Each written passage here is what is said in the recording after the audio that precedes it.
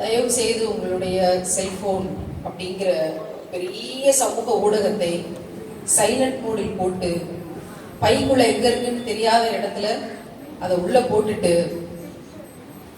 அவ்வளோ கஷ்டப்பட்டு கைவலிக்க என்னுடைய பேச்சை பதிவு செய்து ஆகப்பெரிய புரட்சியை நாளைக்கு ஐநா சபையில் நாம் கொண்டு போய் வைக்க போறவர்கள் இல்லை.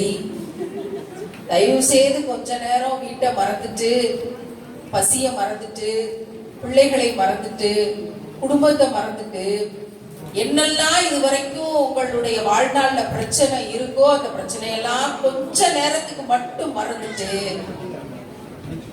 இறைவன் பாதுகாக்கட்டும், அந்த பிரச்சனைகள்லாம் திரும்ப வராமே போகட்டும் இந்த நொடி நான் துவா கேட்கிறேன். அதனால உங்க செல்போன் என்கிற பல சமயம் அந்த கருவி இப்ளீஸின் கருவியா மாறி, நான் சில இடத்துல செல்போன் ஒரு இப்ளீஸின் கருவி அப்படின்னே சில இடத்துல எல்லாம் பேசியிருக்கேன். அதனால் உங்கள் கைவலிக்க நீங்க எந்த விதமான முயற்சி எடுக்க தேவையில்லை, ரெக்கார்ட் பண்ண தேவையில்லை. நான் பேச வந்தது உங்கள் செல்போனோட அல்ல, உங்கள் இதயத்தோடு. இங்க ரெக்கார்ட் பண்றாங்க, ஒரு ரெக்கார்டிங் 2 ரெக்கார்டிங் நடக்குது. அதனால ஏதாவது ஒரு தளத்தில் வச்சு வெளியிடுவார்கள். நம்ம திரும்ப அதை கேட்டு பயிற்சி பண்ணி ரசூல்லா சொன்னதெல்லாம் காட்டி நான் சொன்னதான் கேட்டு பயிற்சி பண்ண போறோம்னா கூட 2 டாக்குமெண்ட்ரி பண்ணிட்டு இருக்காங்க. நல்லா பாதுகாக்கணும். உயர்த்தி இருந்த அத்தனை கரங்களும் கீழே இறங்கி செல்போன்கள் ஹேண்ட்பேக்குள் போயிருக்கிறது அப்படிங்கிறதுல பெரிய மகிழ்ச்சியும் நன்றியும். அப்ப சொல் பேச்சு கேட்கிற ஸ்டூடெண்ட்ஸ் முன்னாடி ஒரு டீச்சரா இருக்கிறோமே அப்படிங்கிற ஒரு குறைந்தபட்ச ஆறுதலோட,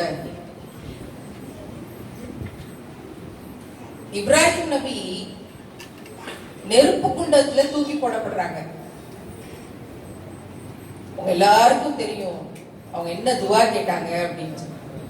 அல்லாஹ் எங்களுக்கு போதுமானவன், பொறுப்பேற்றுக் கொள்வதில் சிறந்தவன் அவனே. இப்ப வரைக்கும் நம்மள யாரும் அப்படி நெருப்பு குண்டத்துல தூக்கி போடலன்னு நினைக்கிறேன். அந்த அளவுக்கு எக்ஸ்ட்ரீமா நம்ம லைஃப்ல எதுவும் இப்ப வரைக்கும் ஆகலன்னு நம்புறேன். இவ்வளவோ இருக்கு, அந்த சதவீதத்தின் அளவுக்கு நடக்கல அப்படின்னு நான் நம்புறேன். இறைவன் பாதுகாப்பவன்.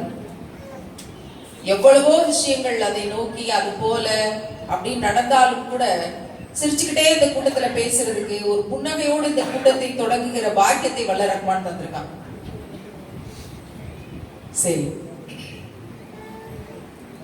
சமூக ஊடகங்களில் இளைய தலைமுறையினுடைய அத்துமீறலும் பெற்றோரினுடைய பொறுப்புணர்வும் அப்படிங்கிற ஒரு தலைப்பை கொடுத்து பேச சொல்லியிருக்காங்க.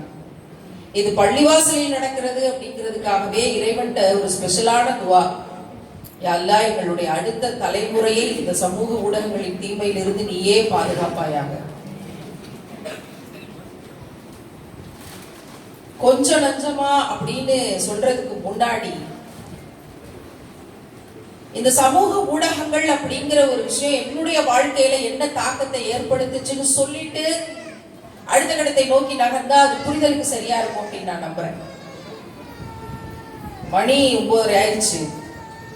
இவங்க ஆரம்பிக்கிறதே 9:30 ஆரம்பிக்கிறாங்கன்னா எப்ப முடிப்பாங்க? லைட்டு பிடிச்சி இந்தியால இருந்து வந்துருக்குறாங்க. நம்ம எப்ப வீடு போய் சேர்றது? இன்னும் பக்கத்துல பிள்ளைகளினுடைய சில பிரச்சனைகள்லாம் இருக்கும். எனக்கு ஃபேன் வேண்டாம், இன்னும் சில சிக்கல்லாம் உள்ள நடந்துட்டு இருக்கும். இந்த பஞ்சாயத்துகளை எல்லாம் தாண்டி இந்த நிகழ்வு என்ன நோக்கத்திற்காக இறைவன் ஏற்படுத்தினாலோ அந்த நோக்கம் சரியாக நடக்கும் அப்படிங்கிற நம்பிக்கையோட நீங்களும் அதனால வேறு எதை பற்றியும் சிந்திக்காமல் இங்க இருந்து ஸ்ட்ரைட்டா மறுமைக்கு நம்ம போறோம்னா என்ன மாதிரி அலாச்சா உட்காந்துருப்போம். இஹ்ராம் உடை அணிஞ்சுக்கிட்டு உம்ராவோ ஹஜ்ஜோ நியத்து வச்சு போகும்போது பிளைட் ஏறதுக்கு முன்னாடி என்ன மனநிலையில இருப்போமோ அந்த மாதிரி ஒரு மனநிலைக்கு அதான் என்ன அப்படிங்கிற ஒரு கேள்வியோட தான் என்னுடைய உரையை நான் தொடங்குறேன். ஒரு குக்கிராமத்துல பிறந்தவள் நான். வளர்ந்ததும் கிராமத்துல இருந்துதான். நான் பிறந்தப்போ என்னோட அம்மா பொம்பளை புள்ள பிறந்துருச்சேன்னு தூக்கு கூட இல்லையா, அழுதுட்டு இருந்தாங்களா. ஏன்னா அவங்க 6 அக்கா தங்கச்சிகள், பூரா பெண் பிள்ளைகள், அண்ணன் தம்பியே கிடையாது அவங்களுக்கு.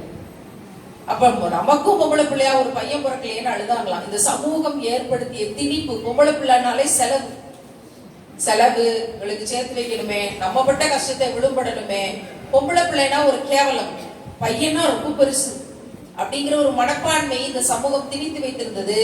1400 வருஷத்துக்கு முன்னாடி நபிகள் நாயகம் ஸல்லல்லாஹு அலைஹி வஸல்லம் அவர்கள் வாழ்ந்த சமூகத்துல பெண் பிள்ளைகள் பிறந்தால் உயிரோடு புதைக்கிற வழக்கம் இருந்திருக்கிறது. யாரெல்லாம் காபத்துல்லாவை மக்கால போய் பார்க்கிற பாக்கியம் கிடைக்க பெற்றார்களோ அவங்க அந்த ஹரம்க்கு முன்னாடியே வாதில் பனாத் அப்படிங்கிற ஒரு எம்டி ஸ்பேஸ் இருக்கும். அங்க எந்த கட்டடமும் கட்டல, சுற்றிலும் பார்த்தா எல்லா கட்டடங்களும் இருக்கு. ஒரு சின்ன இடம் எங்கேயும் பார்க்க முடியாது. ஆனா அந்த இடத்துல மட்டும் மண்ணாவே போட்டு வச்சிருக்காங்க. ஒரு காம்பவுண்ட் இருக்கு, ஒரு துவாவோடு வெளியில ஒரு கேட். காரணம் அங்கதான் பெண் பிள்ளைகளை உயிரோடு புதைத்ததாக சொல்றாங்க. அதனால அந்த இடத்துல வேற எதையுமே கட்டக்கூடாது, அப்படி கட்டினால் அது சரியா இருக்காதுன்னு அந்த இடத்தை சாட்சியாக அப்படியே வச்சிருக்காங்க. வேற எந்த காரணம் மாதவிடாய் என்பது தீட்டு, புறக்கணிப்பு. அப்படியான இடத்தில் இருந்து, அப்படியான பிராக்டிஸ்ல இருந்து, அப்படியான சூழல்ல இருந்து ஏன் அப்படின்னு கேள்வி கேட்டப்ப எந்த நியாயமான பதிலும் கிடைக்காமல் கடந்து கடந்து கடந்து கடந்து வந்த போது இஸ்லாம் சொன்னது மாதவிடாய் என்பது தீட்டல்ல. மாதவிடாய் சமயத்துல பெண்களுக்கு தொழுகை செய்ய வேண்டாம் என்று கொடுக்கப்பட்டது சலுகை.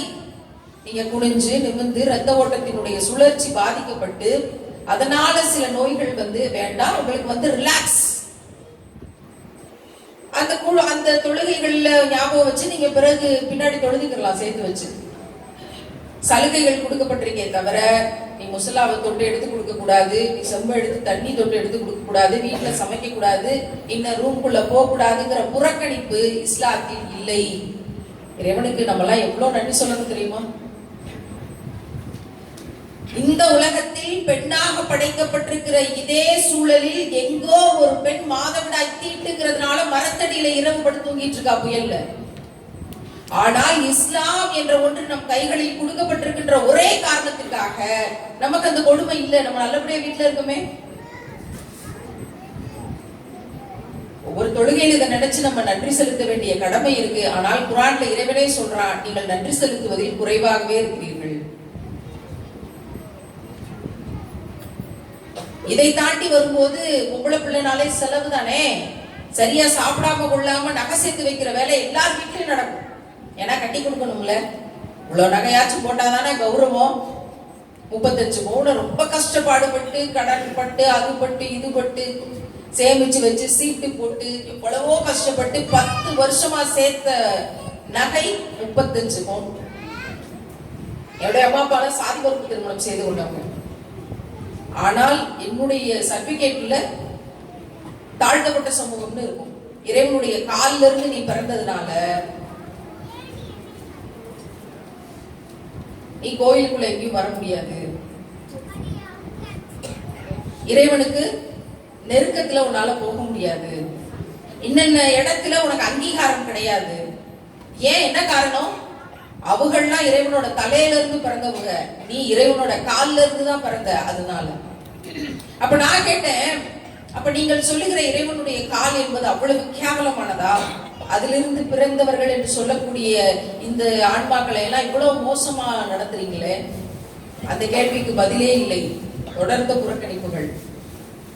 சின்ன பிள்ளையில இருந்த மேடைகள்ல நான் பேச ஆரம்பிச்சிருந்தேன். சமூகத்தை பார்த்து பல இடங்களுக்கு சென்று தாழ்த்தப்பட்ட சமூகத்தினுடைய விடிவுக்காக, ஏன் இவங்க மட்டும் பஞ்சு கூட்டங்களுக்கு நடுவில் வாழ்றாங்க, ஏன் இந்த குழந்தைங்க மட்டும் சட்டை இல்லாம இருக்கு, ஏன் இந்த வீட்டுல 12 பிள்ளைங்க கடைசி 2 பிள்ளை 1/2 கிலோவா பிறந்திருக்கு, ஏன் செத்து போன நோய்வாய்ப்பட்டு செத்து போன மாட்டினுடைய கறியை வாங்கி காய வச்சு இந்த மக்கள் சாப்பிடுறாங்க, ஏன் இந்த வீட்டினுடைய ஆண்கள்லாம் எந்நேரமும் தண்ணி போட்டிருக்காங்க, சாராயம் மதுவுக்கு அடிமையாக இருக்கிறாங்க, ஏன் இவங்க எல்லாம் மலம் அள்ளுகிற வேலை செய்கிறார்கள், ஏன் இவங்க இவ்வளவு மோசமாக எந்நேரமும் ஒரு விதமான இருளே வாழ்றாங்க, ஏன் இவங்க குடிசைக்குள்ள எல்லாம் சாக்கடை ஓடுதுன்னு ஸ்கூல் டேஸ்லயே போய் அவங்களோட விஷயங்களை எல்லாம் நான் நேர்ல பார்த்துட்டு கூப்பிட்டு எல்லார்ட்டையும் சொன்னேன். யாருமே அதுக்கு எனக்கு பதிலே சொல்லல.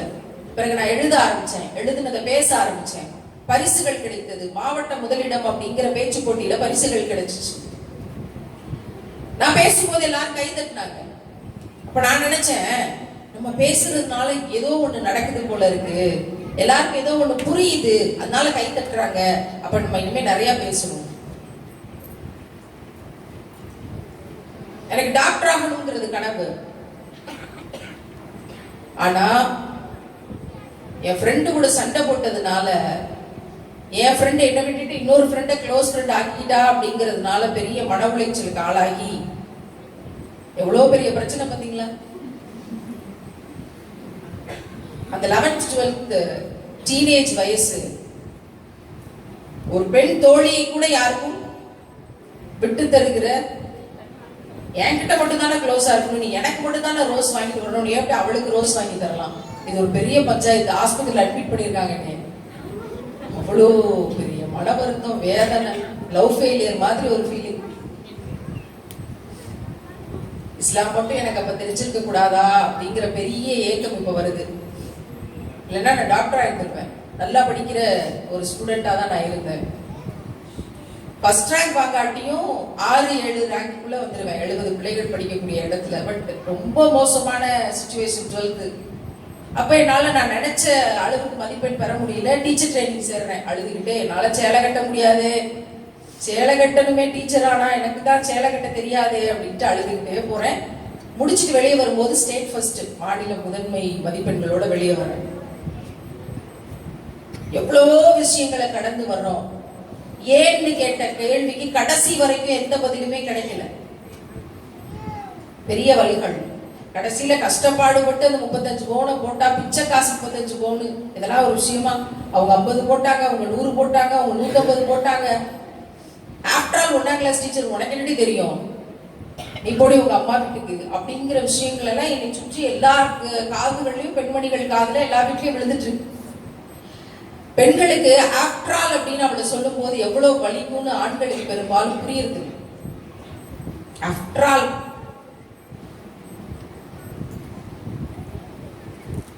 திருப்ப பல பெண்கள் சொல்லுற கதையை கேட்டுட்டு எனக்கு பயங்கரமா கோபம் வரும். திருப்ப பலார்னு ஒரு அறை கொடுத்து, நீ கூட உங்க அப்பா வீட்டுக்கு, இது ஏன் வீடுறா அப்படின்னு ஒரு பொம்பளை சொல்லணுமே. சொந்த காலில் நின்று சொந்தமா வீடு கட்டி என்னுடையது அப்படின்னு சொல்லக்கூடிய ஆற்றலுக்கு அவ வரணுமேங்கிறதெல்லாம் அந்த காலத்தின் ஏக்கமாக இருந்தது. அப்ப மேடைகள்ல தொடர்ந்து பட்டிமன்றங்கள் பேசுறேன். பட்டிமன்றங்கள்னா உங்களுக்கு யார் யார தெரியுமோ? ஏன்னா நாடு தாண்டி செலிபிரிட்டிஸ், முகம் தெரிந்த பேச்சாளர்கள், பெரிய அறிவாளிகள் அப்படின்னு உங்களுக்கு யாரெல்லாம் தெரியுமோ அவங்களெல்லாம் பார்த்து, அவங்க பேச்சை கேட்டு நேசிச்சு அப்படியாக வளர்ந்தவள். எல்லாருக்கிட்டையும் வாய்ப்பு கேட்டோம். யாருமே அப்படி ஒரு வாய்ப்பையோ, மலேசியாவுக்கு பயணப்பட்டு வந்து பட்டிமன்றம் பேசக்கூடிய வாய்ப்பையோ, எந்த நாடுகளுக்கும் பயணப்பட்டு வந்து அடுத்த கட்டத்துக்கு பேச்சுங்கிற தளத்துல போறதுக்கான வாய்ப்பு யாரும் தரல. எனக்கு கிடைச்ச சின்ன சின்ன மேடைகள்ல அப்படியே பேசிக்கிட்டு கடந்து வந்துகிட்டே இருக்கேன். அப்பதான் ஒரு காலகட்டத்துல நின்று நான் பாக்குறேன், மேடையில பேசுறதுக்கும் வாழ்ற வாழ்க்கைக்கும் சம்பந்தமே இல்லாத வாழ்க்கையை பெரும்பாலானவர்கள் வாழ்ந்து கொண்டிருக்கிறார்கள். பேர் இஸ்லாமிய பேரா இருக்கும், ஹிஜாப் அணிஞ்சிருக்க மாட்டாங்க. என்ன காரணம்னு கேட்டா, அவங்களால பொது நீரோட்டத்துல கலந்துக்க முடியாது, சமூகத்துல வெற்றியான பேச்சாளருங்கிற இடத்தை பிடிக்க முடியாது. பிரபலமாக பகத்சிங்கை பற்றியும் நாட்டு பற்றியும் பேசிக் கொண்டிருப்பாங்க. ஆனா 1 லட்சம் ரூபாய்க்கு 1 ரூபாய் பேமெண்ட் குறைஞ்சிச்சுன்னா அவங்க மேடைக்கே ஏற மாட்டாங்க. அவர்களுடைய பேச்சையெல்லாம் கேட்டு கைதட்டி கொண்டிருக்கிற ஒரு சமூகம் எப்படி உருப்படும்? அதுக்கப்புறம் நகைச்சுவைங்கிற பேர்ல பேசக்கூடிய பேச்சாளர்கள் இருப்பாங்க. இதெல்லாம் பார்த்து நான் ஒரு இடத்துல முடிவு பண்ணேன், இனிமேல் இவர்களோடு மேடையில் பேசுவதில்லை. நானே நடுவருங்கிற பொறுப்பை ஏற்கிறேன். ஒரு பெண் நடுவர் அப்படிங்கிற ஒரு பொறுப்பை நானே உருவாக்கினேன். நானே சேனல்களில் ஏறி இறங்கினேன். நானே அரசு பள்ளி பிள்ளைகளை கொண்டு ஒரு டீமை கட்டமைச்சேன். ஒரு பெரிய சோதனை களம். நிறைய பணத்தை செலவு பண்ணி, கடன் வாங்கி, லைஃப் இன்சூரன்ஸை கேன்சல் பண்ணி, நாட்டுப்பற்றுங்கிற தலைப்புக்காக அந்த ப்ரோக்ராம்க்கு 2.5 லட்சம் ரூபாய் பணம் கட்டின்னு போச்சு. இந்த ஊடகங்கள் செய்யக்கூடிய வேலைகள் எத்தனை பேர் அசிங்கப்படுத்தியிருப்பாங்க. சபரிமாலா பேசுவதற்கு லாய்க்கற்றவள். உங்களுக்கு வெள்ளை வெளியேறு முகம் இல்ல, வெள்ளை வெளியேறு தோல் இல்ல, நீங்க ரொம்ப அழகா இல்ல, கருப்பா இருக்கீங்க. கருப்பி என்று பெயர் வைத்தவர்கள் எத்தனை பேர்? கருப்பா இருந்தாதான் என்ன? இஸ்லாம் தெரிகிற வரைக்கும் கொஞ்சம் வருத்தமா கூட இருந்துச்சு. ஆனால் பிலாலின் வாரிசாக இருக்கிற பாக்கியம் எனக்கு கிடைத்திருக்குமே கருப்பா இருந்தா. பெரிய மகிழ்ச்சி. ரொம்ப விதமான அந்த பேச்சுங்கிற தளத்துல நிறைய விஷயங்களை பார்த்து பார்த்து பார்த்து கடைசியில இஸ்லாம் என்ற ஒன்று தெரிந்த பிறகு யாரெல்லாம் என்ன அன்பிட்னு சொன்னாங்களோ, எந்த சேட்டலைட் சேனல்லாம் உங்களுக்கு தகுதி இல்லைன்னு சொல்லிச்சோ, ஏன்னா பொம்பளைங்களை பத்தி கேவலமா நகைச்சுவைகள் பேசணும், என் மனைவி அப்படித்தான் அப்படின்னு ஆரம்பிச்சு மேடையில பேசினா நானும் சிரிச்சு கை தட்டணும். கோடிக்கணக்கில் கொட்டி கொடுத்தாலும் அதற்கு என்னுடைய மேடையில வாய்ப்பு கிடையாது. அந்த மாதிரியான புரட்சிங்கிற தளத்துல இருந்த எனக்கு இஸ்லாம் அப்படிங்கிற விஷயம் கிடைச்ச பிறகு நான் தூக்கி எறிஞ்சேன்.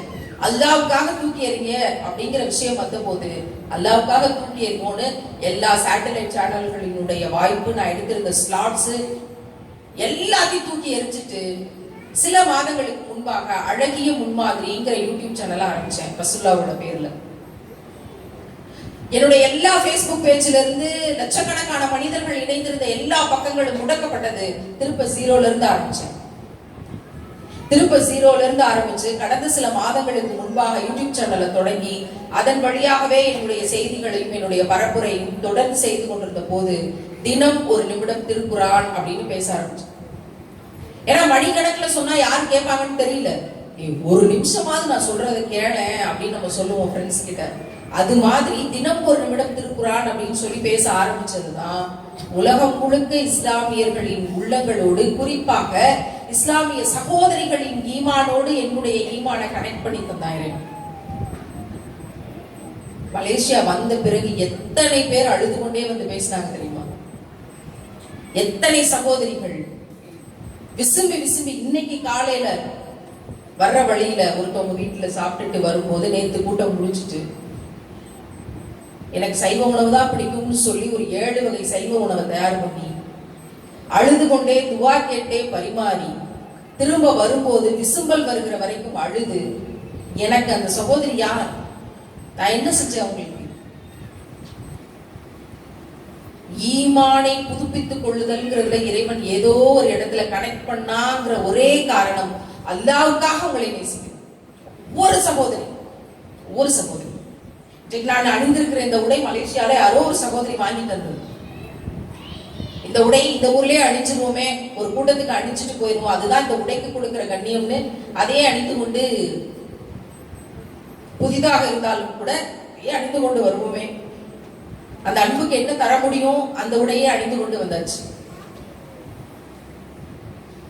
சமூக ஊடகங்களில் இன்னைக்கு என்னுடைய முகம் வெளியில வந்தது அப்படின்னா, காபத்துல்லால போய் இருந்து சபரிமாலா ஆகிய நான் பாத்திமா சபரிமாலாவாக அப்படின்னு அந்த 28 செகண்ட் வீடியோ வைரல் ஆச்சுன்னா, இன்றைக்கு என்னுடைய செய்தி சகோதரிகளினுடைய உள்ளங்கள்ல ஏதோ ஒரு இடத்துல கனெக்ட் ஆகும்னா அதுக்கு காரணம் எல்லாமே இந்த சமூக ஊடகம் தான்.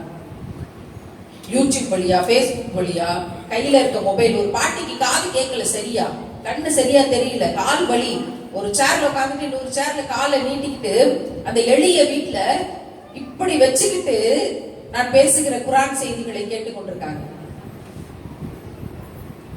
அதை பார்த்து கலங்கி போனேன். நம்ம மார்க்கம் படிச்சவங்களா இல்லையே, நம்ம குரானை முழுசா படிச்சிட்டோமா இல்லையே, ரசூலுல்லாஹோட வாழ்க்கையை முழுசா அறிஞ்சிட்டோமா இல்லையே, காலகாலமாக இஸ்லாத்தை தெரிந்து பேசிக் கொண்டிருக்கோமா இல்லையே, ஆலிமாவா இல்லையே. பிறகு இறைவன் மிகப்பெரியவன்.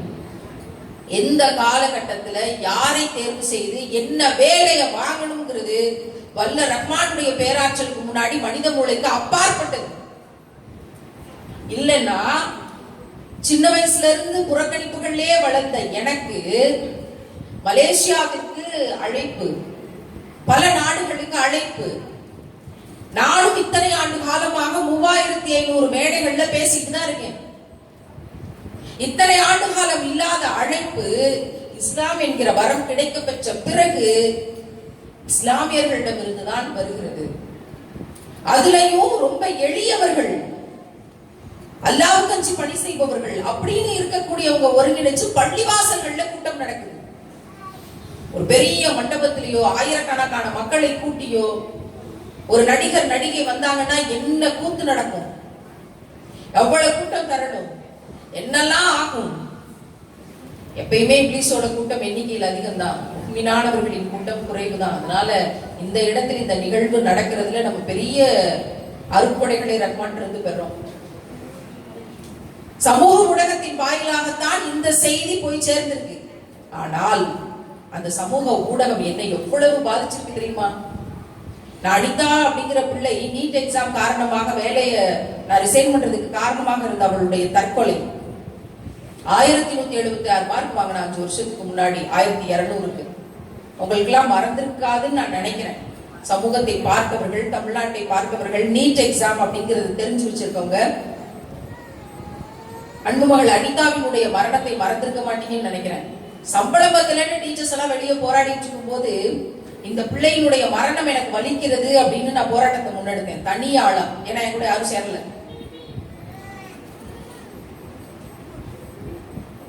தனியாளாக போராட்டத்தை முன்னெடுத்த போது பெரிய நெருக்கடி.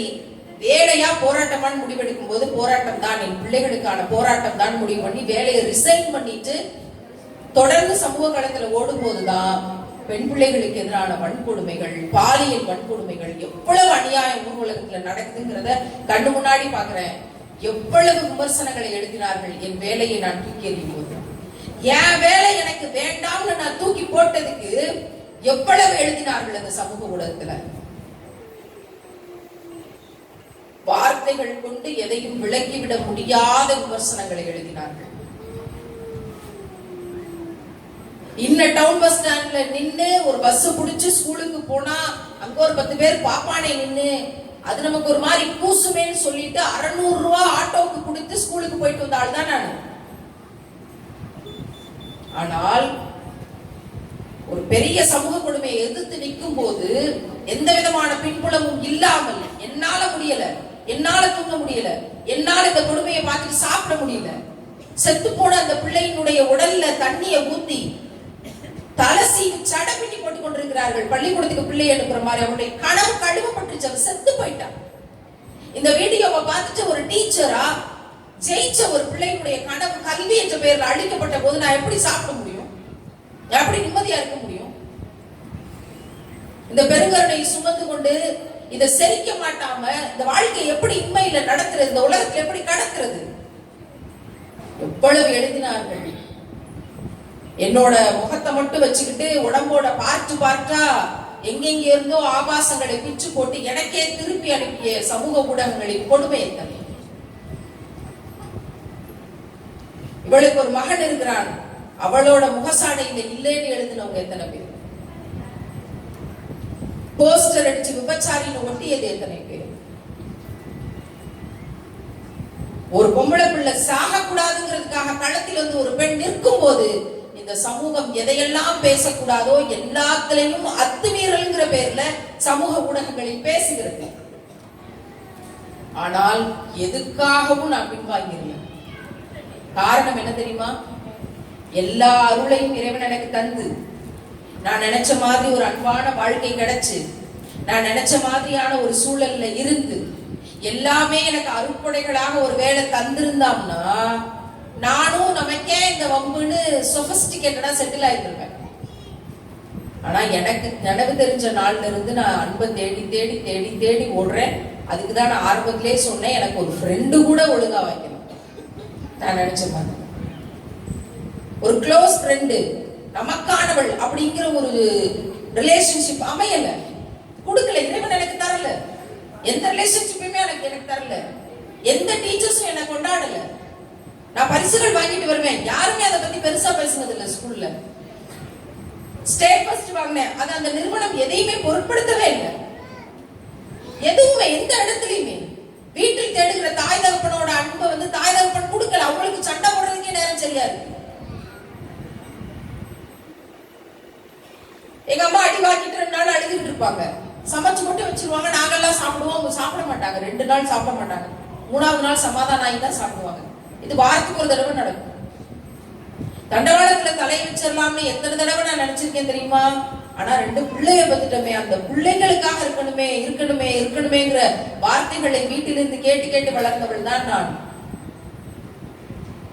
எல்லா இடத்திலும் நான் நினைச்ச மாதிரியான ஒரு ரிலேஷன்ஷிப் கிடைக்கல.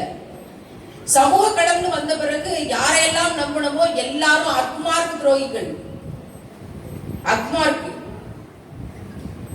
அப்படியே அள்ளி ஊத்துவான் விசுவாசமா இருக்கிற மாதிரி. உங்களுக்காகவே நான் இவ்வளவு வேலைகளை செஞ்சேன்னு சொல்லுவான். இந்த ஒர்க் அப்படி பண்ணோம், இப்படி பண்ணோம், உங்களுக்காக உயிரையும் தருவோம், உங்களுக்காக நாடே பின்னாடி இருக்கு. நாதியச்சு கிடப்போம் நம்ம. ஆனா சொல்லக்கூடிய வசனம் நாடே பின்னாடி இருக்கு. எல்லாமே துரோகங்களாக இருந்த போது நான் என்ன நினைச்சேன், நம்ம வாழ்க்கை நம்ம நினைச்ச மாதிரி இல்ல. உயிரோட இருக்கிறோம், இந்த உயிர் பிறருக்காக பயன்படட்டுமே, என் பிள்ளைகளை காப்பாத்துறதுக்காக இந்த உயிர் இருந்துட்டு போட்டுமே. சாகிறதுக்கு மனசு வரல, தற்கொலை செய்யறதுக்கு தைரியம் வரல. அப்ப இந்த உயிரும் இந்த உடலும் இந்த உணர்வும் கண்ணியத்தை இழந்து அடியும் உதையும் வாங்கிட்டு கிடக்கிறத விட வெளியில பிள்ளைகளுக்காக அந்த குழந்தைகளுடைய நல்லதுக்காக இருந்துட்டு போட்டுமேனு மாணவர்களுடைய நலனுக்காக நான் திரும்பிய போது CAA என்ற ஒரு போராட்டம் நடக்குது.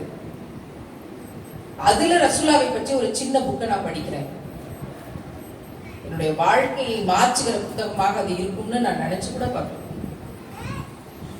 சமூக ஊடகத்தின் அத்துமீறல்ல ஒரு கேள்வி கேட்கிறான்.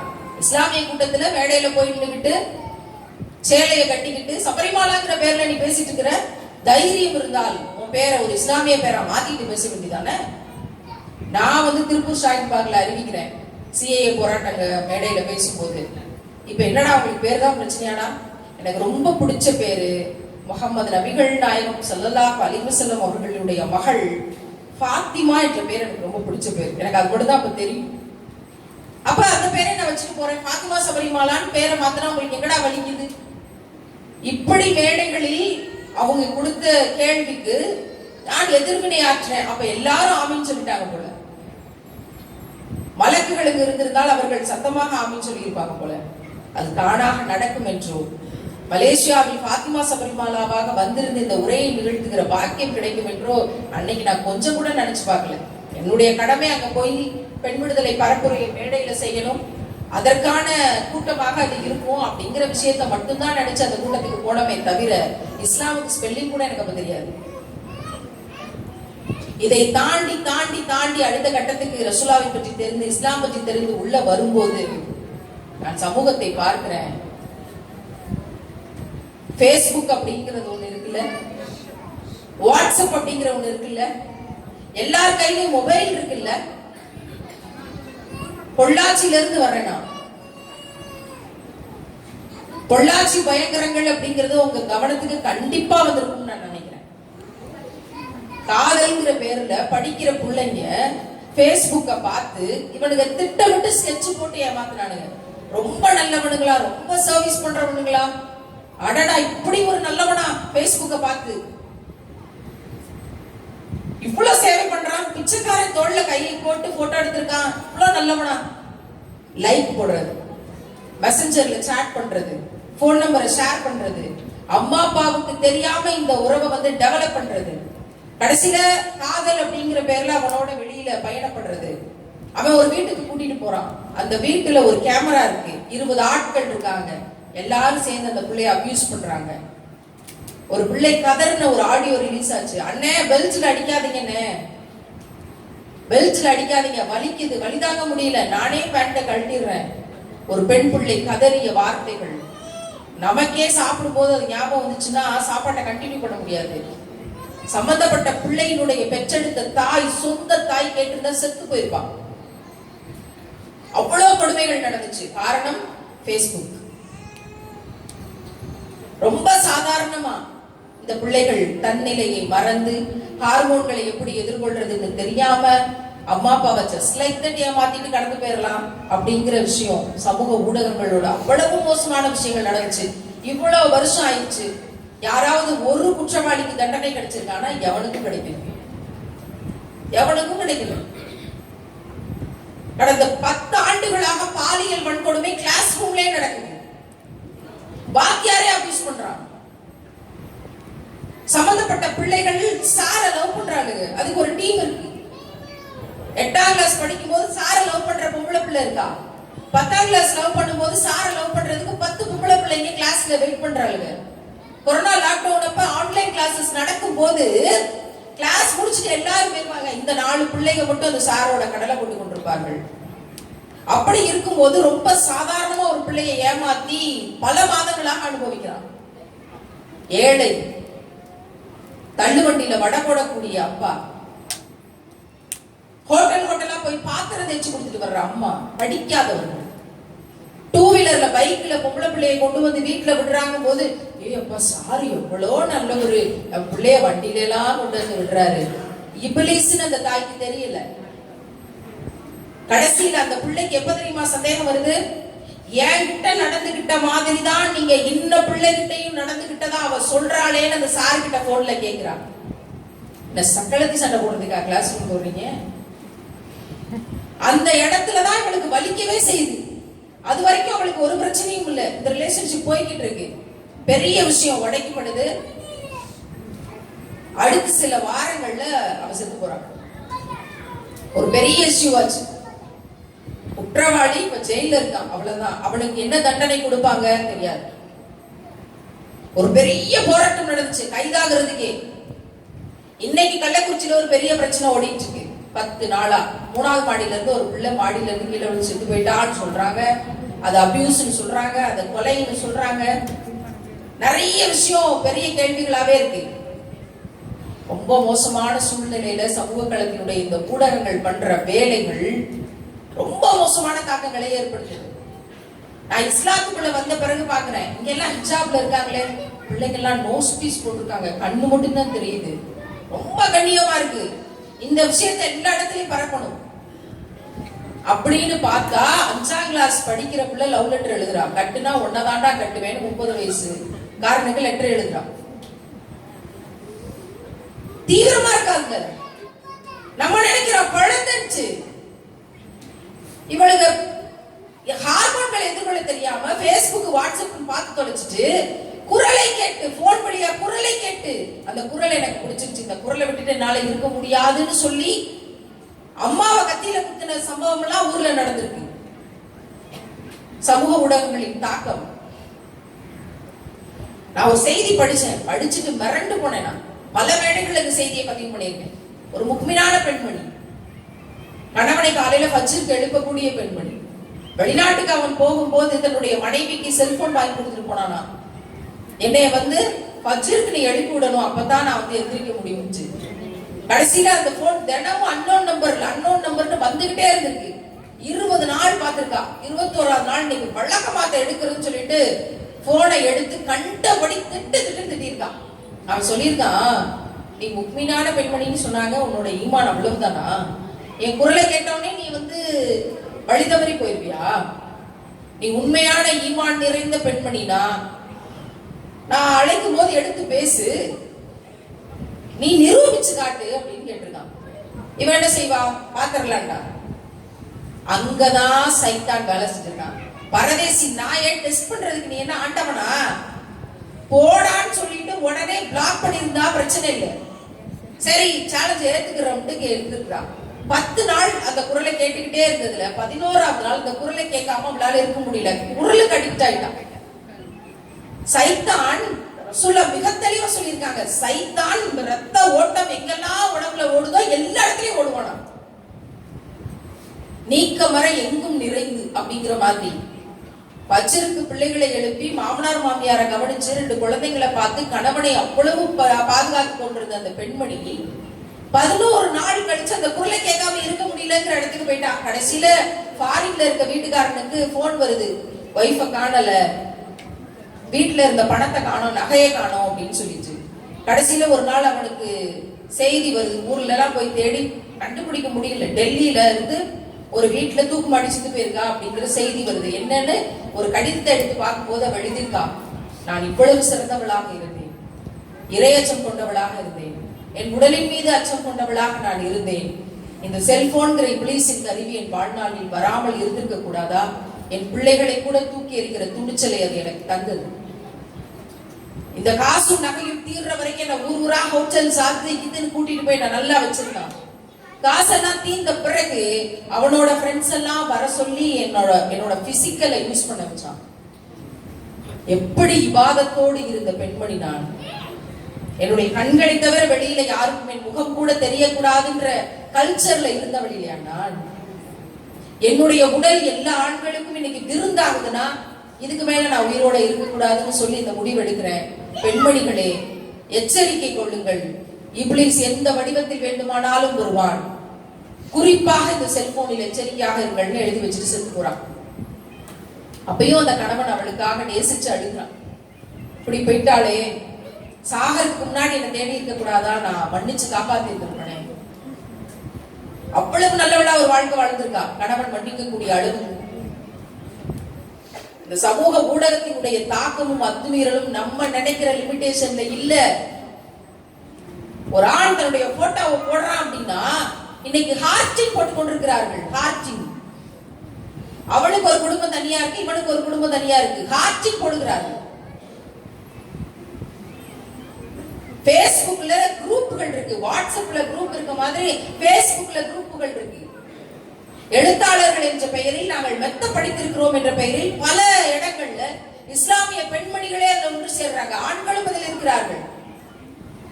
பாட்டு பாடி கூத்தடிச்சு கேதரிங்கிற பேர்ல ஒன்று கூடி எல்லா இப்லீஸ்களும் நடக்கிறது. கேட்டா நாங்க முற்போக்குவாதிகள், நாங்க நிறைய படிச்சிருக்கோம், நாங்க ஹிஜாப் போட மாட்டோம். ஆனா இஸ்லாமிய பெண்மணிகள், இஸ்லாமிய ஆண்கள் எவ்வளவு பெரிய வழிகளினுடைய தொடக்கம் தெரியுமா? அதெல்லாம் நபிகள் நாயகம் ஸல்லல்லாஹு அலைஹி வஸல்லம் அவர்கள் 1400 வருஷத்துக்கு முன்னாடி தெளிவா டிக்ளேர் பண்ணி கொடுத்துட்டு போயிட்டாங்க. இந்த கூட்டம், என்னை நம்புகிறதாக சொல்லுகிற கூட்டம் 72 பிரிவாக பிரியும். அதில் ஒரே ஒரு பிரிவு மட்டும்தான் சுமணத்தை அடையும். அந்த ஒரு பிரிவு யாருன்னா, கடைசி வரைக்கும் கியாமத் நாள் வரைக்கும் தாருஸ், கடைசி வரைக்கும் யாரெல்லாம் சஹாபாக்களினுடைய தியாக வாழ்க்கையை வாழ்றாங்களோ, ரசூலுல்லாஹ் சொன்னதன்படியான டிட்டோவான தியாக வாழ்க்கையை வாழ்றாங்களோ, அவங்களுக்கு மட்டும்தான் அந்த மேலான சுவனத்தின் இடம். இப்போ முற்போக்குன்ற பேர்ல நாங்க நிறைய படிச்சிருக்கோம். நாகரிகம்ன்ற பேர்ல என்னென்ன கூத்துக்களை சமூக ஊடகங்கள் திணிக்குதோ அதுதானே நம்ம பெருசு நினைக்கிறோம். அததான் ஃபாலோ பண்றதுக்கு ஓடுறோம். நான் மேடைகள்ல ரொம்ப தைரியமா துணிச்சலாவே ஆரம்பிச்சேன். பல விமர்சனங்களை சந்தித்திருக்கிறேன். அதை பற்றி எனக்கு கவலையே.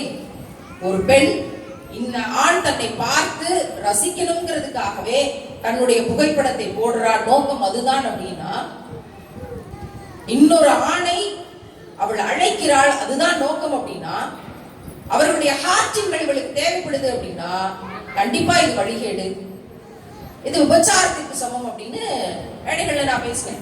அதை பற்றி எனக்கு கவலையே. இவர்கள் சொல்லக்கூடிய விமர்சனங்களை பற்றி இந்த இடத்துல தொடங்கினதுதான் பொள்ளாச்சி பயங்கரங்கள்.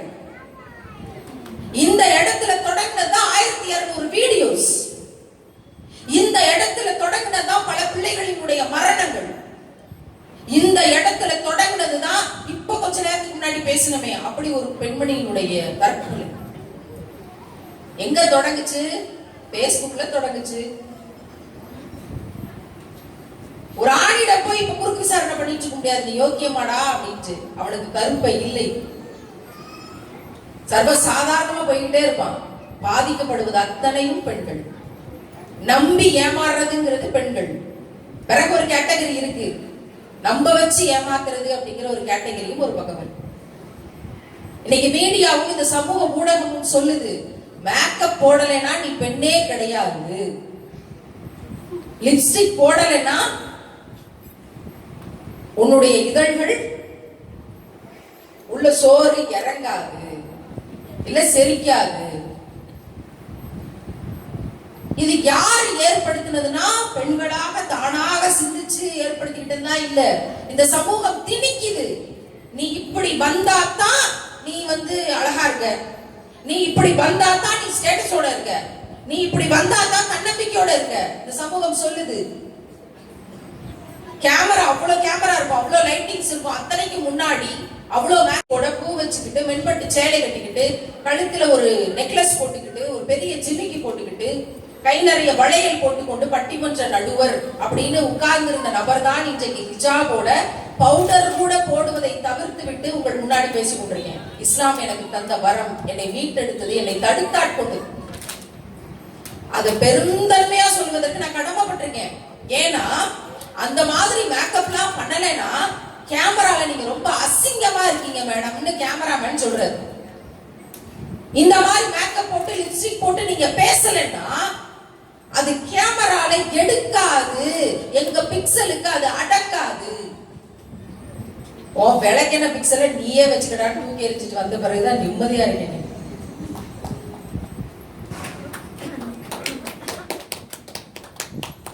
வீட்டுல என்ன உடை அணிந்திருக்கோமோ அந்த உடைக்கு மேல பர்தாவை போட்டுட்டு தலை சீவ வேண்டிய தேவையே இல்லை. தலையை ஒதுக்கிட்டு அப்படியே மக்னாவை போட்டுட்டு எந்த கவலையும் இல்லாம எந்த தேவையும் இல்லாம, இதை விட பெண் விடுதலை என்ன இருக்க முடியும்னு நினைக்கிறீங்க?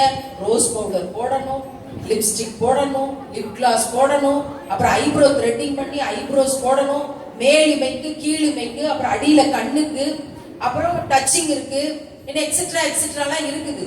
இதெல்லாம் போட்டு எல்லாம் ரெடி ஆயிட்டு ஓகே எல்லாம் வந்து ஒரு 1/2 hour ஆகும். அதுக்கப்புறம் அந்த மஸ்காரா வந்து மேலே எங்கேயும் பட்டு கருப்பாயிடக்கூடாது. இதெல்லாம் பண்ணிட்டு மேட்சிங் லிப்ஸ்டிக். மலேசியால ஏன் எல்லா பெண்களும் லிப்ஸ்டிக் போட்டிருக்காங்கன்னு கேட்கும்போது ஒருத்தி சொன்னா பாருங்க ஒரு விளக்கம், இங்க வந்து லிப்ஸ்டிக் ஹலாலான லிப்ஸ்டிக் அப்படின்னா. அட விளக்கமா இருக்குடா. சரிம்மா இருக்க பிரச்சனை இருக்கு, அது என்னன்னு பேசி முடிவு பண்ணுவோம்னு சொல்றதுக்குள்ள லிப்ஸ்டிக் ஹலால் ஆக்கிட்டா. என்னமான்னு கேட்டா அவர் லிஸ்ட் சொல்றா, என்னென்ன பொருட்கள் இதில் கலந்துருக்காது, எனவே லிப்ஸ்டிக் ஹலால் ஆக்கப்பட்டது அப்படின்ட்டா. நான் பிறகு சிரிச்சுட்டு சரி இப்படிதான் இருக்கு, அதுக்காக விட்டு கொடுத்துட முடியுமா? முடிஞ்ச வரைக்கும் ஓடுவோம், ஏத்தி வைப்போம். அடுத்த கூட்டத்துக்கு மலேசியாவுக்கு வரும்போது நான் எங்கெல்லாம் பள்ளிவாசல்ல பாக்குறேனோ அங்கெல்லாம் மேக்கப் இல்லாத லிப்ஸ்டிக் இல்லாத ஈமான் நிறைந்த முகங்களை பார்க்க முடியுது அப்படின்னா அல்ல ரஹ்மானிடமே நான் துவா கேட்கிறேன் நம்பி வந்தேன். எப்ப தெரியுமா இதை மேடையில பேச முடிவெடுத்தேன்? மிதக்கும் பள்ளிவாசல் ஒரு பள்ளிவாசலுக்கு போய் பதிவெடுக்கிறதுக்காக பெண்கள் பகுதிக்குள்ள போறேன். 8 பேர் தொழுது கொண்டிருக்காங்க, 12 பிள்ளைகள் மேக்கப் போட்டு கொண்டிருக்காங்க பள்ளிவாசலுக்குள்ள. இது மாதிரி பெரிய பெரிய கண்ணாடி, 4 உயர கண்ணாடி, அவளும் ஒரு போஸ்ல உட்கார்ந்துக்கிட்டு ஒருத்தி லிப்ஸ்டிக் போடுறா, ஒருத்தி ரோஸ் பவுடர் போட்டுட்டு இருக்கா, அந்த பிரஷ் வச்சு தேய்ச்சிட்டு இருக்கா. நான் 2 நிமிஷமா நிக்கிறேன், நம்ம பார்க்கவே இல்லை. அவ பாட்டுக்கு அவளுடைய வேலையில சின்சியரா இருக்கிறான். இப்ப பள்ளிவாசலை விட்டு வெளியே போகும்போது மேக்கப்போட போகணும். இல்லை என்றால் உங்களை பெண்கள் என்று இந்த சமூகம் ஏற்றுக்கொள்ளாதுன்னு நினைச்சிட்டு இருக்கிறாங்க. அப்படி இல்லை. நீங்க எல்லாம் மேக்கப் போடாம ஒரு முகம் எப்படி இருக்கும் கண்ணாடியில உங்களை பார்த்திருப்பீங்க. அது இருப்பதிலேயே சிறந்த முகம், அது உண்மையான முகம். ஆண்டவன் அப்படித்தான் படைச்சிருக்கிறான். ஏன் ஆண்டவனுக்கு நினைச்சிருந்தா பொம்பளை பிள்ளைக்கெல்லாம் லிப்ஸ்டிக் போட்டு ஒரு கோட்டிங் கொடுத்து அம்மா வயிற்றுல இருந்து வெளியே அனுப்பியிருக்க கூடாதா? அவனுக்கு தெரியாதா? இல்லையே, அப்படி செய்யலையே. இயற்கையாக இறைவன் தந்ததை செயற்கையாக மாற்ற நினைக்கிற எல்லாமே இப்ளீஸ் தனம்னு நமக்கு நிறைய டீச்சிங்ஸ் இருக்கு. இதுல என்ன முக்கியமான விஷயம்னா, சைத்தான் என்ன பண்ணுவான் அப்படின்னா, வழிகேட்டுக்கு உன்னை கொண்டு போகணும் முடிவு பண்ணிட்டாங்கன்னா உன் மனசுல ஈமான சுருக்கணும், கருணையை சுருக்கணும், இந்த உலகம் சார்ந்த மாயைகள்ல உன்னை இழுத்துட்டு போகணும், இபாதத்துகளில் உன்னை குறைக்கணும்னு முடிவு பண்ணிட்டாங்கன்னா மேக்கப் சார்ந்த அழகியல் சார்ந்து உடல் அங்கங்கள் சார்ந்த ஒரு விஷயத்தை தான் முதல்ல மைண்ட்ல போடுவோம். உங்க எல்லாருக்கும் தெரிஞ்சிருக்கும், கண்டிப்பா நிறைய கேட்டிருப்பீங்க.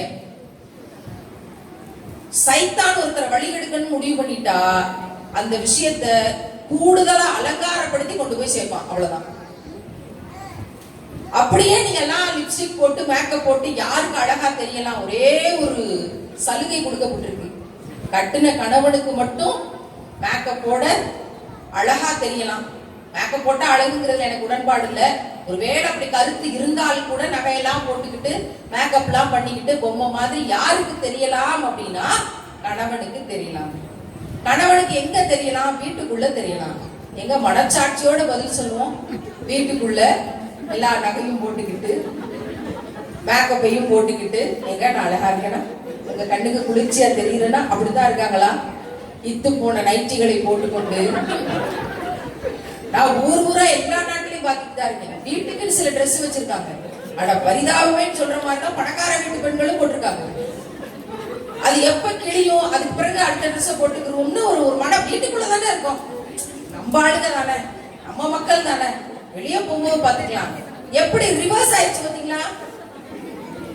இதை யாரு ஏற்படுத்தி வச்சது? சமூகம் ஏற்படுத்தி வச்சிருக்கு.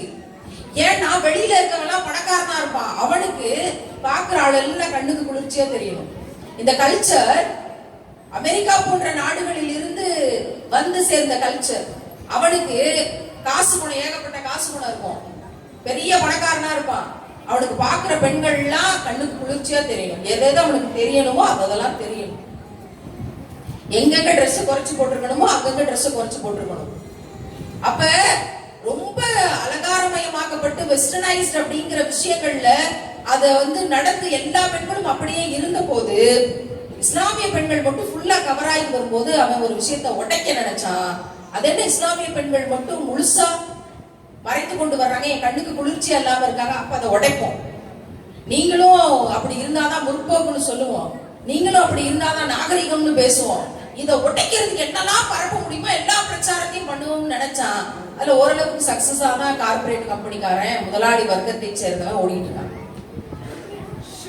ஆனால் இஸ்லாம் இன்றைக்கும் போதிக்கிறது, ஈமான் நிறைந்த பெண் அழகியல் சார்ந்த சிந்தனைக்குள் போக மாட்டாள். ரசூல்லா ஒரு ரூல்ஸை கொடுத்திருக்காங்கன்னா அதை டிட்டோவா ஃபாலோ பண்ணுவாங்களே தவிர, அது ஒருவேளை உடைக்கப்பட்டாலும் கூட இப்படி யாராவது சொல்லும் போது அதுல இருக்கிற உண்மைத்தன்மை புரியும் போது அதுல மாத்திக்கலாம். நானே என்ன சொல்றேனே இப்படிதான் இருங்க அப்படின்ட்டு. ஆனால் சில உண்மைத்தன்மை விளங்கும் போது ட்ரெஸ்ஸே இல்லாம தான் மனுஷன் இருந்த ஆரம்பத்துல, வெக்கம்ங்கிற உணர்வு வந்த பிறகு இடதலைய போட்டு மூடிக்கிட்டான். பிறகு நாகரிகம் வளர்ந்த போது துணிமணியை கண்டுபிடிச்சு உடுத்திக்கிட்டான். நாகரிகத்தின் தொடக்கம்ங்கிறது உடம்ப மறைக்கிறதுனா, நாகரிகத்தினுடைய கடைசி வளர்ச்சி என்னவா இருக்கணும், முழுசா மறைக்கிறது தானே. அதுதான் முழுமையான நாகரிகமா இருக்க முடியும். இவன் என்ன செய்யறான், இருக்க குறைச்சிக்கிட்டே வாதான் நாகரிகம்னு போதிக்கிறான். எது உண்மை? பரதா போட்டு ஹிஜாப் போட்டு மக்கனா போட்டா முட்டாள்தனம், அடிமைத்தனம்னு சமூக ஊடகங்கள் வழியா போதிக்கிறான். அதை பார்த்துட்டு நம்ம பிள்ளைகள்லாம் கேட்கிறாங்க, ஏன் எனக்கு இந்த ட்ரெஸ் போடுறது கூட உரிமை இல்லையா? வழிகேடுகளை சமூக ஊடகங்கள் திணிக்கிறது. அதை உடைக்க வேண்டியது ஈமான் உள்ள இபாதத்துள்ள பெண்மணிகளுடைய கடமை. இதை எடுத்து வைக்க வேண்டியது உங்க சமூகத்துக்குள்ள பரப்ப வேண்டியது உங்களுடைய கடமை. குறைஞ்சபட்சம் பள்ளிவாசலுக்கு வரும்போதாவது கடைபிடிப்போம், பிறகு கொஞ்சம் கொஞ்சமா மாறுவோம் அப்படிங்கிறத கொண்டு போய் சேர்க்கணும். ரசூலாவின் பெயர் சொல்லி ரசூலாவோடு மறுமையில் ஒன்றாக வாழக்கூடிய பாக்கியம் கிடைக்கணுமேங்கிறத நினைச்சு அழக்கூடிய கண்கள் தான் இருக்கிறதுலே அழகான கண்கள். அன்னை கதீஜா போல இருப்பதையெல்லாம் ஏழைகளுக்கு கொடுத்து விட்டு ஜீரோவுக்கு தன்னுடைய வாழ்க்கையை கொண்டு வந்து சுவனத்தில் முத்து மாளிகை உங்களுக்கு கட்டித்தரப்பட்டிருக்கு இறைவனிடத்திலிருந்தே அல்லாஹ்வினிடத்திலிருந்தே உயிரோடு இருக்கும் போதே இம்மையிலேயே வாக்கு கொடுக்கப்பட்டதே. அப்ப லேசா அன்னை புன்னகைத்து மகிழ்ச்சியை தெரிவிச்சாங்களே, அப்படிப்பட்ட இதழ்கள் தான் உலகத்திலேயே அழகான இதழ்கள். இந்த விஷயங்களை அடுத்த தலைமுறைக்கு கொண்டு போய் சேர்க்கறதுல பெரும் புரட்சி தேவைப்படுது. இதை யார் செய்ய முடியும்? இதை கடைபிடிக்கிற பெற்றோர்கள் தான் செய்ய முடியும். அப்படி தன் வீட்டு பிள்ளைகள் இருக்காங்க, தன் வீட்டு சகோதரிகள் இருக்காங்கன்னா இந்த விஷயங்களை அழகிய முறையில ஏற்றி வைக்க வேண்டியது பிறந்ததுல இருந்தே சொல்லி கொடுத்துட்டு வளர்த்தா பிரச்சனையே இல்லை. இடையில எங்கேயும் பிரேக் ஆகாம பாத்துக்கலாம்ல. அப்படின்னா இந்த விஷயங்களுக்கு பின்னாடி ரொம்ப முக்கியமான விஷயம் இருக்குங்கிறதுனாலதான் இந்த விஷயங்களை ரொம்ப பிரதானப்படுத்தி நான் பேசுறேன். சமூக ஊடகங்கள் பெண்ணை அழகு பதுமையாக காட்ட முயற்சி செய்கிறது. அதுக்குள்ள நம்ம சிக்கணும் அப்படின்னா நம்முடைய ஈமான் கேள்விக்குறியாகும். ஈமான் கேள்விக்குறியாச்சுன்னா பிறர் நலம்ங்கிறது கேள்விக்குறியாகும். பிறர் நலம்ங்கிறது கேள்விக்குறியாச்சுன்னா யாருக்கோ ஒருத்தருக்கு வலிக்கும் போது அதற்காக நம் கண்கள் அழாது. அந்த பெருங்கருணை வாய்க்கலைன்னா மறுமை நமக்கு வாய்க்குமா, மறுமையில் வெற்றி வாய்க்குமாங்கிறது பெரிய சந்தேகமாயிருக்கும். இந்த செயினை இணைச்சு கொண்டு போகும்போது கண்டிப்பாக ஒரு முடிவுக்கு வர வேண்டியிருக்கு. என்ன? அழகியல் சார்ந்து இனி நகைகள் வாங்குவதில்லை. அப்படி தங்கம் வாங்கி சேர்த்து வைக்கணும்னா கோல்டு காயினா வாங்குவோம். இப்ப நான் ஏதாவது கழுத்துல போட வேண்டிய ஏதாவது தேவை இருக்கா, கை காலில் போட வேண்டிய ஏதாவது தேவை இருக்கா, விரல்கள்ல மோதிரம் அணிய வேண்டிய தேவை இருக்கா, வேற ஏதாவது தோடு போட்டாலும் ஏதாவது தெரிய போதா? எதுவுமே இல்லை. அப்படியே வீட்டுல இருக்கும்போது போட்டுக்கணும்னாலும் ஒரு செட் போதுமானது. ஒரு செட் தோடு, ஒரு செட் செயின், ஒரு செட் வளையல், 2 மோதிரம் போதுமானது. அடுத்து அடுத்து அடுத்து அடுத்துன்னு 1000 பவுன் போடுறதா ஸ்டேட்டஸ் சொல்லி மண்டபத்தை எடுத்து கல்யாணம் பண்ணி 4 நாள் கல்யாணத்தை பண்ணி மெஹந்தி ஒரு நாள், அதுக்கு ஒரு நாள், இதுக்கு ஒரு நாள், விளக்கமாத்துக்கு ஒரு நாள், செருப்புக்கு ஒரு நாள் வச்சு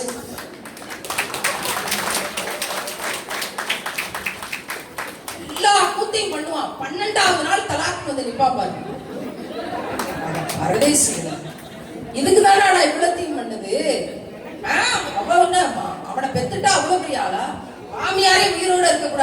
நான் வந்து கோபம்னா என்ன செய்யறது?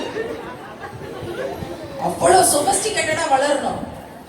எல்லா கூத்தையும் பண்ணிடுறது. இன்னும் பத்தாவது மண்டபத்துல வந்து வச்சா ஸ்டேட்டஸா இருக்காதுன்னு அப்படி கடற்கரை ஓரமா செட்டு போடுறது. செட்டு போட்டு விளக்கெல்லாம் போட்டு டான்ஸ் ஆட விடுறது.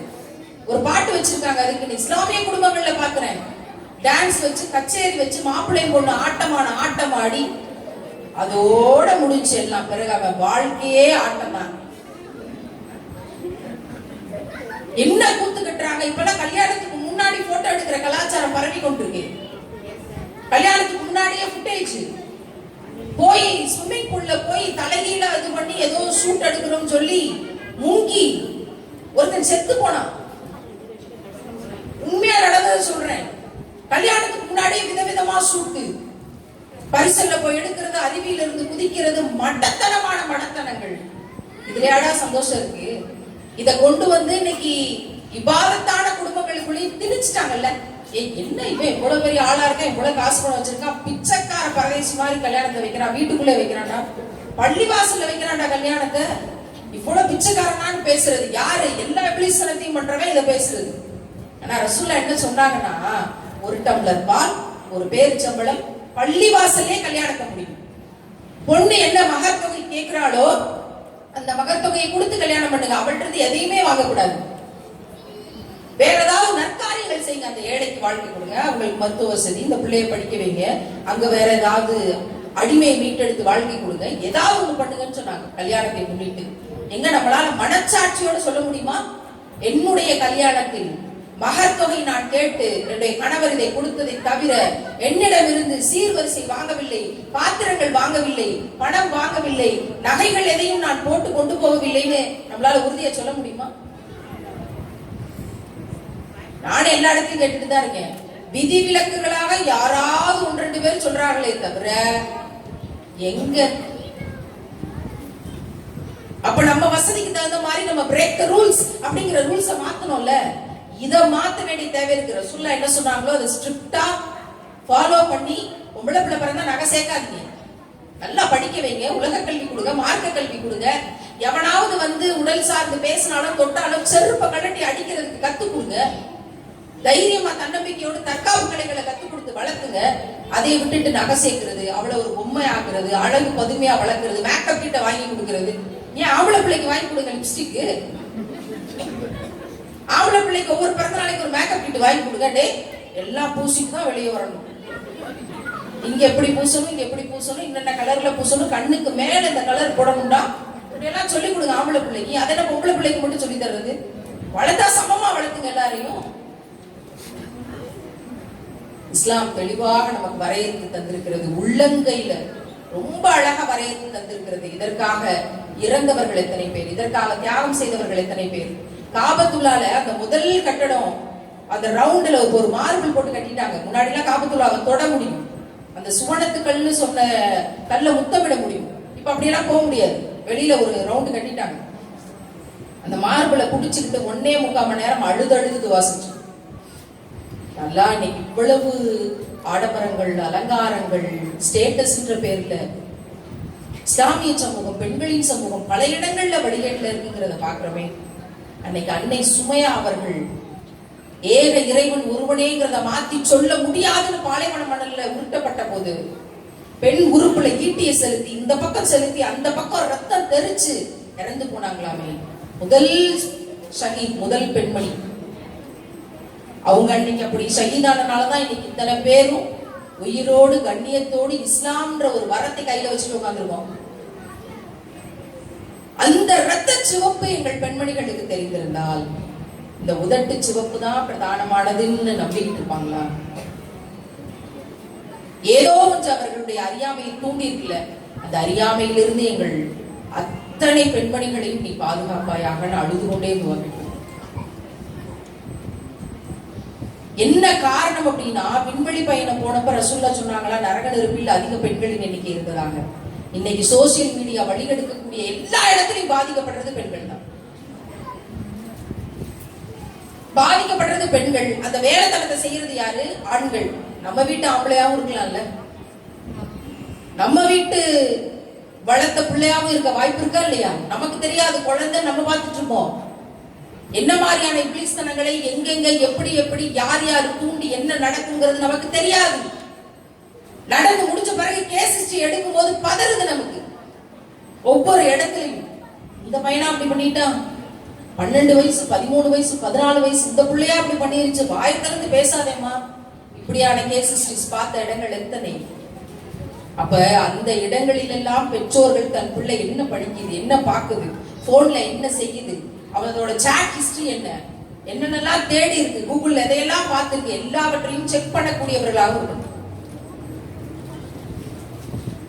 இந்த விஷயங்களை சமரசமே இல்லாம பின்பற்றணும். பெற்றோர்கள் ரோல் மாடலா நிக்கணும். நம்ம அலங்காரத்தின் ரூபங்களாக இருந்தால் பிள்ளைகள் என்ன செய்வார்கள்? ரோல் மாடலாக நிக்கணும். சட்டியில இருந்தாதான் அகப்பையில வரும். இந்தியாவினுடைய சுதந்திர போராட்டத்தில் வெள்ளக்காரங்களை நாட்டில இருந்து வரட்டணும்னு சொல்லும் போது இமாம்கள் எல்லாம் கொலை செய்யப்பட்டு ஒவ்வொரு புளிய மரத்திலும் தூக்கில தொங்கப்பட்டாங்களாம். ஏன்னா அல்லாஹ்வை தவிர யாருக்கும் அடிமையா இருக்க முடியாதுன்னு எந்திரிச்சு நின்னவங்க அவங்கதான், வெளியில போய் பிரச்சாரம் பண்ணவங்க அவங்கதான், விடுதலை போராட்டத்திற்காக உழைத்தவர்கள் அவங்கதான். இன்னைக்கு வீடு வாடகை கொடுக்க மாட்டான் இஸ்லாம்ன்ற காரணத்தினால. ஆனா உயிரை கொடுத்தவர்கள் எல்லாம் இமாம்கள், அஜர்த்துமார்கள், போதியவர்கள், குரானை மனப்பாடம் செய்தவர்கள், இஸ்லாமியர்கள். இந்தியாவில மலேசியாவில எல்லா ஊர்லயும் அல்லாஹ்வை தவிர யாருக்கும் அடிமை கிடையாதுதான். அந்த சுதந்திர உணர்வு, இந்த பாடங்களை எல்லாம் அடுத்த தலைமுறைக்கு கொண்டு போய் சேர்த்தோம்னா ஈமானை தவிர வேறு எதுலையும் கவனம் கண்டிப்பா போகாது.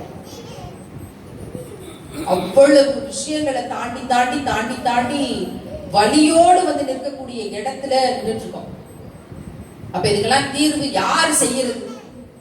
கவர்மெண்ட் செய்யுமா? செய்யாது. செல்போன் கம்பெனிக்காரன் செய்வானா? செய்ய மாட்டான்.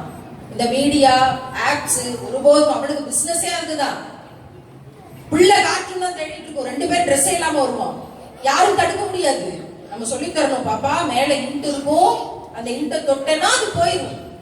அப்புறம் நீ உள்ள போய் பார்த்தேன்னா நம்ம செத்து போக வேண்டி வரும். அதனால அந்த இன்ட்டை நீ டச் பண்ணணும்னு 3 வயசு பிள்ளைக்கு சொல்லி தர வேண்டியிருக்கு. கார்ட்டூன் தேடுற பிள்ளைக்கு சின்சான் தான் தேடுறான், வர்றது வேற என்னமோ வருது. அதை தடுப்பதற்கு உலகத்தில் கருவி இல்லை. யாரு அதை கொண்டு போய் பயன்படுத்தி சொல்லித்தர வேண்டியிருக்குன்னா தாய் தகப்பன் தான் சொல்லித்தர வேண்டியதா இருக்கு. செல்போனே இல்லாம வளர்த்துற முடியும்னா இவர தலைமுறையில வாய்ப்பு இல்லை. நான் போய் பயான் கேட்டு வந்துடுறேன், 1.5 மணி நேரம் போன் பார்த்துட்டு டிஸ்டர்ப் பண்ணாதன்னு சொல்லி விட்டுட்டு வந்தவங்க எத்தனை பேரு? இங்கேயே சில பேர் கையில போனை கொடுத்துட்டு பேசாம டிஸ்டர்ப் பண்ணாதன்னு சொன்னவங்க எத்தனை பேரு? நான் ஊரா பேசுற இடங்கள்ல பல இடங்கள்ல வச்செல்லாம் நான் புள்ளிபுரமாவே எடுத்திருக்கேன். நம்முடைய ஒரு மலேசியாவா இருந்தாலும் மன்னார்குடியா இருந்தாலும் எங்க இருந்தாலும் நமக்குடைய வேதனை என்ன தெரியுமா? 10 மாசம் சுமந்திருப்போம், மாசம் மாசம் பல பிரச்சனையை சந்திச்சிருப்போம், பிறகு 2 வயசு ஆகிற வரைக்கும் தாய்ப்பால் கொடுத்திருப்போம், வளர்த்தி 5 வயசு 6 வயசு வரைக்கும் வளர்த்திட்டோம். வந்து ஒரு 1 மணி நேரம் 1.5 மணி நேரம் பள்ளிவாசல் வரைக்கும் போயிட்டு வந்துடுறேன். பாத்திமா சபரிமலான்னு யாரோ வர்றாங்களா? நானும் யூடியூப்லயே பாத்துக்கிட்டு இருக்கேன், நேர்ல போய் ஒரு தடவை பார்த்துட்டு வந்துடுறேன் அப்படின்னு இருந்தாலும் இந்த அரை டிக்கெட்டுகளை இடுப்புல தூக்கி வச்சுட்டு தான் வரணும். யாராவது வீட்டுல பாத்துக்கங்களேன், அதெல்லாம் முடியாதுமா, யாரு பாக்குறது? அதெல்லாம் முடியாது. ஏங்க நீங்க ஒரு நாள் இன்னும் வாய்ப்பு இல்லை. நாளைக்கு நான் ஐநா சபையில காலையில ரிப்போர்ட் கொடுத்தே ஆகணுமா? அதெல்லாம் வாய்ப்பு இல்லை. எங்க போனாலும் இந்த டிக்கெட்டுகளை இழுத்துக்கொண்டு இந்த பஞ்சாயத்துகளை பார்த்து கொண்டு அந்த பரிதவிப்போடையே இதை கேட்டுக்கிட்டு இருக்கணும். எப்ப என்ன செய்வாளோ, என்ன பஞ்சாயத்தை எடுப்பாளோ, எப்ப கத்துவாளோ, எப்ப அடம்பிடிப்பாளோ, எப்ப உச்சா போகணும்னு கேட்பாளோ, எப்ப நம்ம சீட்டை விட்டு எந்திரிக்க வேண்டி வருமோ, எல்லாவற்றையும் நாம தான் பார்த்துட்டு இருக்கணும். அது ஊர் வித்தியாசம் இல்லாம அப்படித்தான் இருக்கு போல இருக்கு. அந்த பரிதவிப்புக்குள்ளானவர்கள் தான் நாம. ஆனா இவ்வளவு தியாகங்களையும் செஞ்சு கூட சில சின்ன சின்ன செயல்பாடுகள்னால பலவீனங்கள்னால நம்ம நரக நெருப்புன்றத ஒருபோதும் நெருங்கிடக்கூடாது. இறைவன் பாதுகாக்கணும். இன்றிலிருந்து நாம் நம் பலவீனங்களில் இருந்து விடுபட்டு கொள்வோமாக. நம்ம அடுத்த தலைமுறைக்கும் அதை தெளிவாக கற்பிப்போமாக.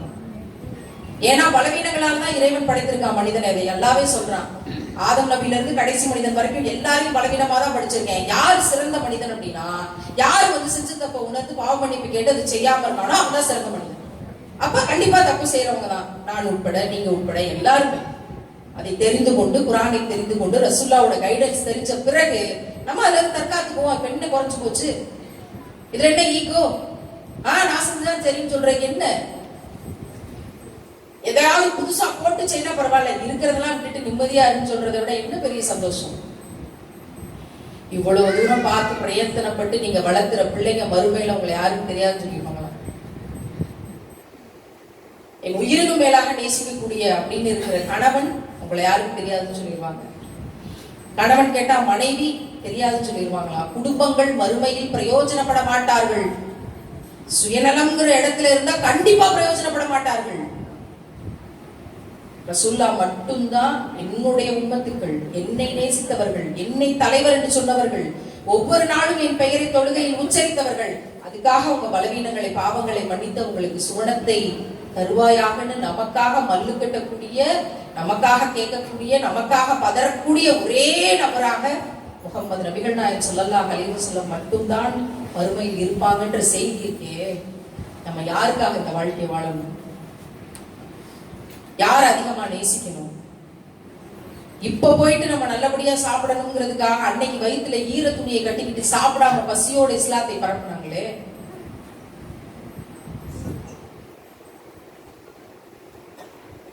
இந்த உலகத்தின் மாயையில எல்லா இடத்திலும் சுருண்டு சுருண்டு சுருண்டு சுருண்டு பலவீனங்களை ஓடிக்கொண்டிருக்கிற நமக்கு நேர்வழி கிடைச்ச சொர்க்கத்துல நிம்மதியா இருக்கணுங்கிறதுக்காக வயிற்றுல 2 கல்ல கட்டிக்கிட்டு அகழ் போர்ல மண்ணை தோண்டி இந்த உம்மத்துக்களை காப்பாத்தணும்னு களத்துல நின்னாங்களே பசியோட.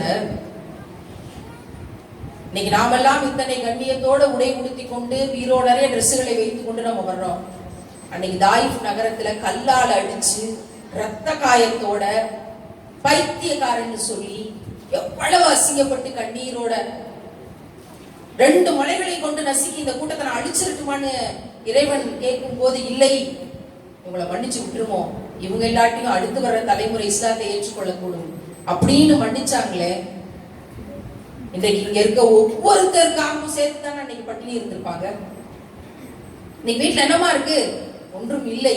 அப்ப நோக்கு வச்சுமோ பேசிட்டு போறதுக்கு ரொம்ப சாதாரணமா இருக்கும்.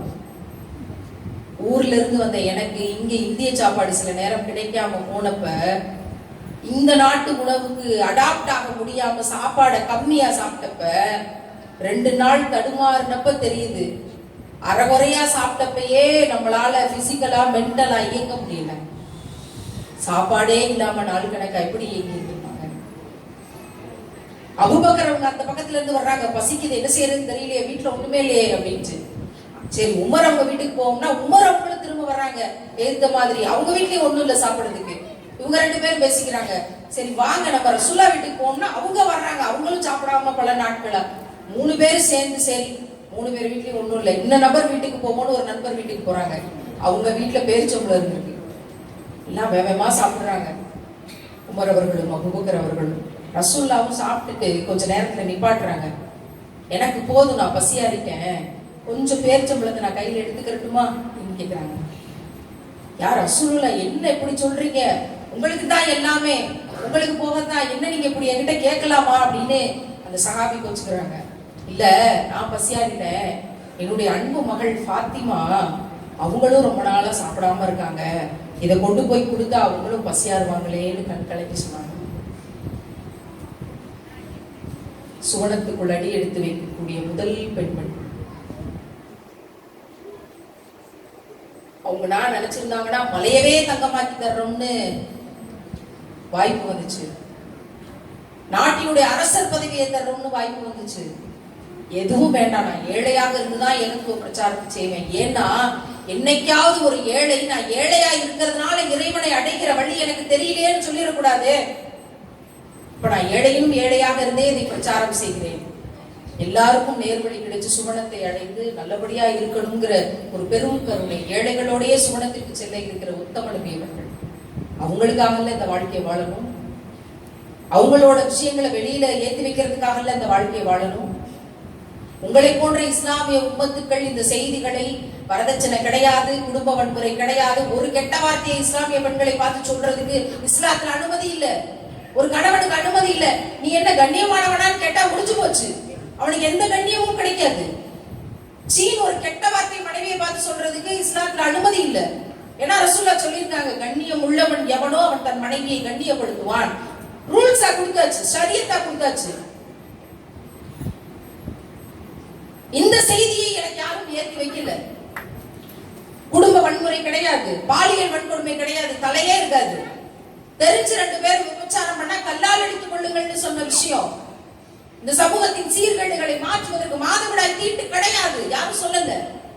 13.5 வயசுல காலையில 7 மணிக்கு எந்திரிச்சு அம்மா ரத்தமா இருக்குன்னு சொன்னப்ப எதிர்த்து வீட்டு ஆண்டியை கூப்பிட்டு பார்க்க சொன்னாங்க. ஏன்னா பெத்ததாய் கண்ணுல பார்த்தா தீட்டு கழியாமா, எவ்வளவு ஒரு மடத்தனம்.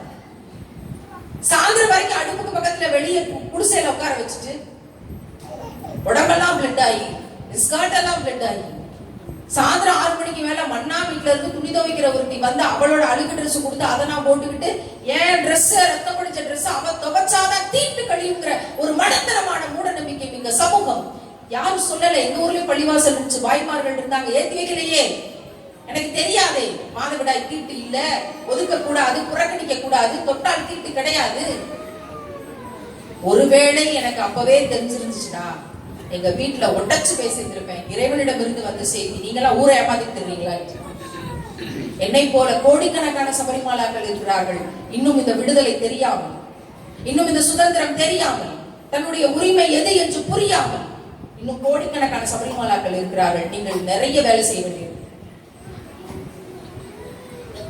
காரணம் என்ன அப்படின்னா, மறுமையில் நமக்கு ரசூலுல்லாஹ் மட்டும்தான் அவ்வளவு பெரிய இடத்தை வாங்கி தருவதற்காக இருக்காங்க அப்படின்னா, இம்மையில் நீங்கள் யாரை அதிகமாக நேசிக்கிறீர்கள், யாருக்காக வாழ்கிறீர்கள், இருந்தும் மேலாக அப்படின்னு கேட்டா ரசூலுல்லாஹ்வோட பேரை தான் சொல்றோம். அப்படின்னா ஒவ்வொரு நாளும் காலையில கண்முழிக்கும் போதே இன்றைக்கு நன்மையை விதைக்கும் தீமையை தடுக்கும் நான் உயிரோடு இருந்துச்சிருக்கேன், இறைவனுக்கே நன்றிகள். பேப்பரை எடுத்து நைட்டு தூங்கும் போது எத்தனை நன்மையை விதைச்சிருக்கேன், எத்தனை தீமையை தடுத்திருக்கோம்னு சொல்லி நம்ம எழுதணும். அப்படி ஒரு திட்டமிடலோட நம்ம தினமும் எந்திரிச்சு வேலை செஞ்சோம்னா இந்த சமூக ஊடகத்தின் தீங்கெல்லாம் நம் சமூகத்தை என்ன செய்யும்? ரசூலுல்லாஹ்வை பற்றி கண்ணிய குறைவா பேசிட்டாங்கன்னு உத்தரப்பிரதேசத்துல போராட்டம் நடக்குது. அலகாபாத்ல ஒரு பெண்மணி போராட்டத்தை முன்னெடுக்கிறா, வீட்டை இடிக்கிறாங்க. எல்லாம் பார்த்திருப்பீங்களே, வீட்டை இடிச்சிட்டாங்க. 5 கோடி பெருமானம் உள்ள வீட்டை இடிச்சிட்டாங்க. அவ என்ன சொன்னா, உங்களால் எங்கள் வீட்டை தான் இடிக்க முடியுமே தவிர எங்கள் ஈமானை இடிக்க முடியாது. வைராக்கியமான ஒரு கல்லூரி பெண் பிள்ளை, அல்லாஹ் இந்த தலைமுறையில் பெண்களை கொண்டே இஸ்லாத்தை புதுப்பிக்கிற, ஈமானை புதுப்பிக்கிற வேலை செய்கிறார். அல்லாஹ் அக்பர்னு ஒரு பிள்ளை ஹிஜாபுக்கு குரல் கொடுத்து கத்துனாலே கூட்டத்தை பார்த்து பெண் பிள்ளையை தேர்வு செய்கிறார். இஸ்லாம் பெண்கள் அடிமையா வச்சுக்கிட்டு ஒரு பக்கம் பரப்பி கொண்டிருக்கிறார். சத்தியத்துக்கு முன்னாடி அசத்தியம் நிலைக்காது, பெண்களையே தேர்வு செய்கிறார். காபத்துல்லா முன்னாடின்னு அந்த 28 செகண்ட் வீடியோ உலகம் முழுசும் எல்லா மொழியிலும் மொழிபெயர்க்கப்பட்டுச்சான். நான் சொன்ன செய்தியை எல்லா லாங்குவேஜ்லயும் மொழிபெயர்த்திருக்காங்க. இறைவன் ஒரு பெண்ணை தேர்வு செய்கிறான் ஈமானை புதுப்பிக்கிற இடத்துல. அதற்காக தன்னுடைய அருட்கொடைகளை எங்கெங்க எப்படி எப்படி விதைச்சு இன்னைக்கு இந்த கூட்டம் எல்லாம் இன்னொரு நாட்டுல, நான் செலிபிரிட்டி கிடையாது, பெரிய பணக்காரி கிடையாது, என் பின்னாடி கூட்டங்களோ அமைப்போ இயக்கமோ யாரும் கிடையாது. இஸ்லாத்துக்கு முன்னாடி அனாதை போல இருந்தவள், முஹ்மினான ஒரு இஸ்லாமியருடைய உதவியினால ஏக இறைவனை அறிகிற வாய்ப்பு கிடைத்து, ரசூலுல்லாஹ்வை தெரிந்து கொள்ளுகிற வாய்ப்பு கிடைத்து, ரசூலுல்லாஹ்வுடைய ஆன்மீக பெரிய ஸ்பிரிச்சுவல் பாத் இதுதானா அப்படின்னு நினைச்சு பயந்து பரிதவிச்சு அழுது நெகிழ்ச்சியாகி, இப்ப என்கிட்ட கேட்டா நான் என்ன சொல்லுவேன்னா, என்னோட எல்லாமே ஜீரோவா இருக்கு, எதை பற்றியும் எனக்கு கவலை இல்லை, எனக்கு ஒரு உயர்ந்த லட்சியம் இருக்கு. சஹாபிய பெண்மணிகளை போல ஒரு சமூகத்தை எப்படியாவது சின்னதாவது உருவாக்கும், அடுத்த தலைமுறை பெண் பிள்ளைகளுக்கு ஏற்றி வச்சு அதே போல தியாகம் செய்யக்கூடிய, அதே போல ஜிஹாதிய உணர்வு கொண்ட பெண்களை மறுபடியும் உருவாக்கணும். அதற்கான என்னெல்லாம் நம்ம பணிகள் செய்ய முடியுமோ கல்வி சார்ந்து கல்வி நிறுவனங்களை உருவாக்கணும்.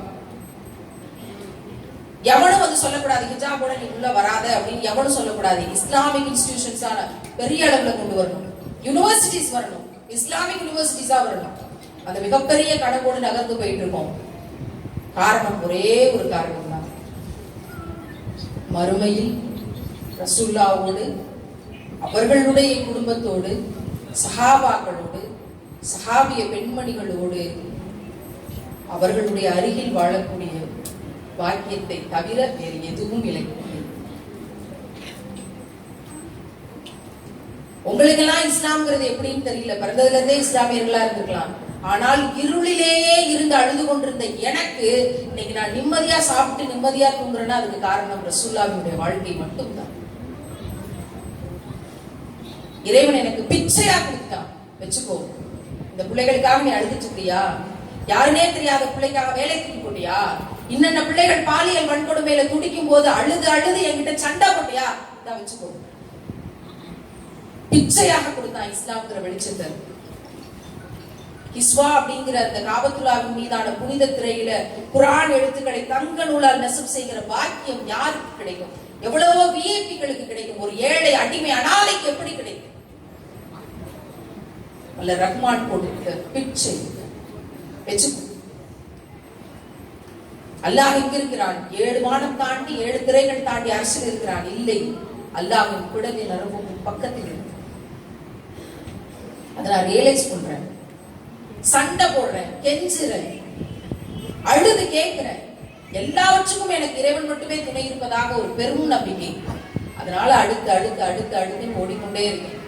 நான் ஒரு பேச்சாளராக உங்களை நான் சந்திக்க வரல, இந்த நபருங்கிற அடையாளத்தோடு உங்களை நான் சந்திக்க வரல. நான் இங்க வந்து உங்களை சந்திச்சு இப்ப பேசிக்கிட்டு இருக்கிறது இந்த தலைப்பு சார்ந்து பேசுறேன்மேங்கிறதுக்குள்ள நுழைஞ்சு வெளியே வந்தனே தவிர ஒரு தலைப்பு சார்ந்து பேசுவதின் நோக்கம் அல்ல. என்னுடைய நோக்கம் ஒன்றே ஒன்றுதான். பெண்களை அதிக அளவில் நரக நெருப்பில் பார்த்ததாக ரசூலுல்லாஹ் சொன்னார்கள். எனக்கு தெரிந்து ஒரு பெண்மணி கூட நரக நெருப்பின் பக்கம் சென்றுவிடக் கூடாது. ஏதாவது ஒரு விஷயத்தினால் அவருடைய ஈமான் புதுப்பிக்கப்பட்டு பலவீனங்கள் மாற்றப்பட்டு வல்ல ரஹ்மானுடைய கிருபையால் ஒவ்வொரு இஸ்லாமிய பெண்ணும் சுவனத்தை அடைந்து விட வேண்டும், ரசூலுல்லாஹ்வின் உம்மத்துக்களால் காப்பாற்றப்பட்டு விட வேண்டும்ங்கிற ஒரு நோக்கத்தை தவிர என்னுடைய பரப்புரைக்கு வேறு எந்த நோக்கமும் இல்லை. தயவு செய்து ஒவ்வொரு தொழுகையிலும் துவா கேளுங்கள். பெண் பிள்ளைகளுக்காக, நரக நெருப்புல ஒரு பெண் கூட போயிடக்கூடாதுங்கிறதுக்காக.